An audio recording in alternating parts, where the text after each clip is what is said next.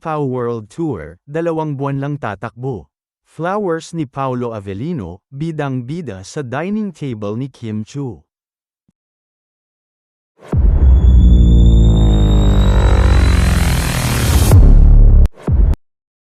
Ngayon pa lang, bitin na ang Kim Paulandia sa magaganap na World Tour ng magka-love team at rumored lovebirds na sina Kim Chiu at Paolo Avellino.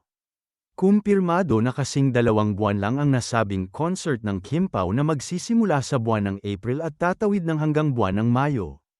Ibinahagi ng Dreamscape Entertainment sa kanilang IG post ang dates ng show ng Kim Pao na magsisimula sa April 24 sa Redwood City at susundan naman ito sa April 26 na gagawin sa Anaheim.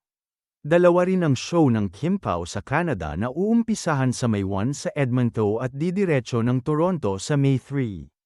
Mababasa sa ilang comments ang pakiusap ng ibang fanny abroad na dalhin ang show sa kung saan bansa sila nagtatrabaho o naninirahan. Please consider nyo naman po Hong Kong, marami po gustong makita kayo. Good luck Kim Pao, sana marami pang country pupuntahan nyo.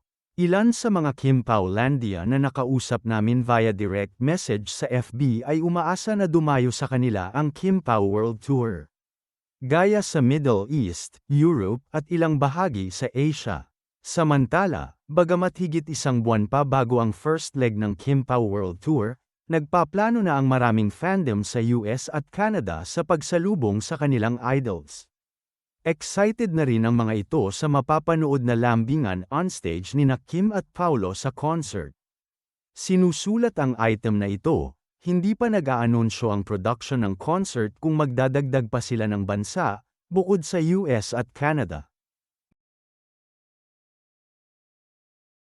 Samantala, ayaw paawat ni Kim Chiu sa pagsishare ng kanyang blessings dahil nagpa-raffle naman ito at nagpakain sa mga piling kaibigan para sa Chinese New Year.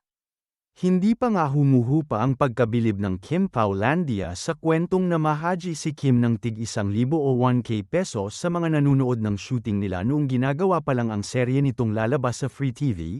Eto na naman ang Chinite Princess na makyo ng mga appliances para ipamigay sa mga taong malalapit sa kanya. Ibinahagi nga ng isa sa mga kilalang personalidad sa Ignacia na si Darla Soler ang larawan nito kasama si Kim sa kanyang magarang bahay. Makikita sa background ng photo na nakapost sa IG ni Darla, ang iba't ibang appliances bilang premyo sa kanyang paraffle. Nagpasalamat nga si Darla kay Kimi sa imbitasyon nito sa kanya na maging bahagi ng Chinese New Year salubong. Sa iba pang larawan masisipat ang bonggang foods sa hapagkainan ni Kimi na pawang mga pampaswerte.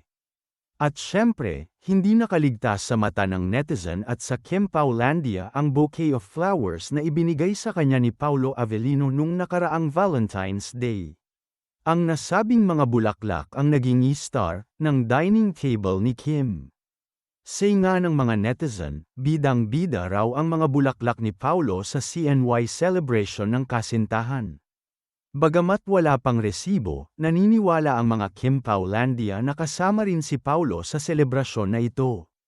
Samantala, imbitado rin si Darren Espanto na beshi ni Kim, na may mga photo na kasama si Kim, si Darla at iba pang mga bisita.